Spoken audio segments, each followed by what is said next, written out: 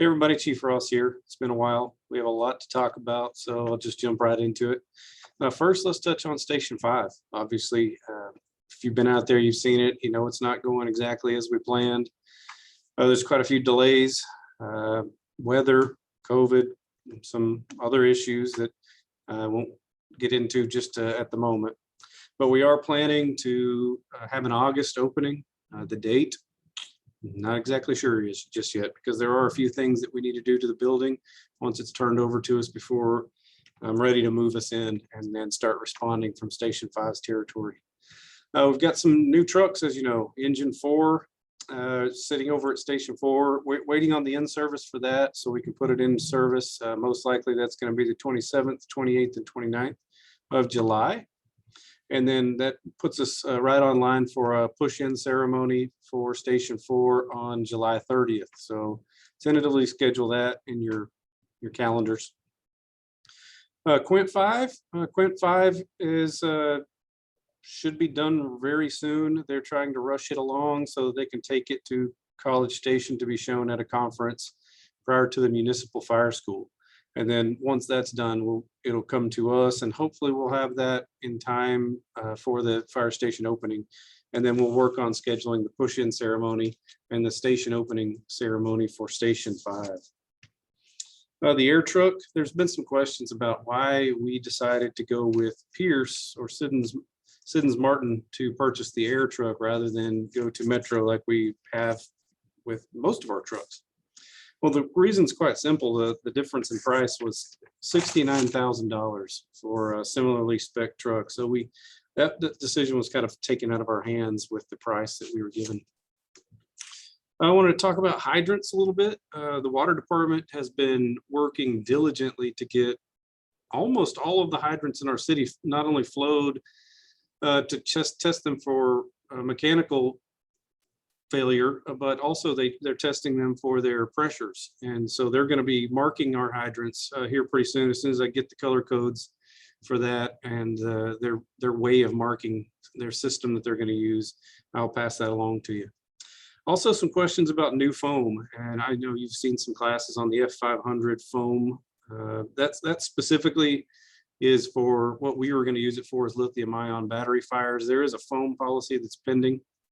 Just waiting on a few things, a few little tidbits in order to get that tweaked just right. And then that foam policy will be released. It talks about the different types of foams that we have, the reasons to use them, how to use them, how to batch mix, what it is we need to do in certain situations.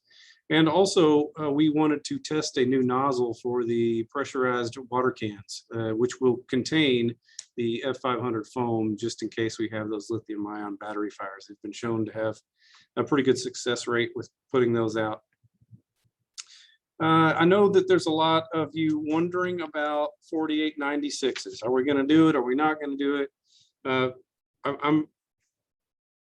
I'm working on getting that done. I think it'll be good for our department. So just bear with me. Let me work these things out through finance and through HR. Thank you to Captain Planis. Also, Chief Clements, both of you two have been very helpful with trying to figure this stuff out. And anybody else that has sent in information to me, that I've read every bit of it, and I appreciate the information. I think we have come up with a plan that is a workable solution. Once that is more fleshed out, I'll share that with you also. But I am working on 4896. So congratulations. All right, other truck moves are to be determined as we start moving some of these things around. The Quint 5 goes into Station 5, Quint goes into Station 1. We're going to put the Engine 4 in service at Station 4. There's going to be some other moves such as brush trucks, inflatable boats, the rehab. So just be prepared for that. Not all of it is in complete written in stone yet. So just bear with us. Also, New Medic 5, we've been asked about where New Medic 5 is. And New Medic 5 is completed, with the exception of it required a complete AC change, because when they were doing the testing on that truck, they found that the AC system for the box component, the AC system wasn't working as it should. So they decided to upgrade it and replace it. So that's I believe is done.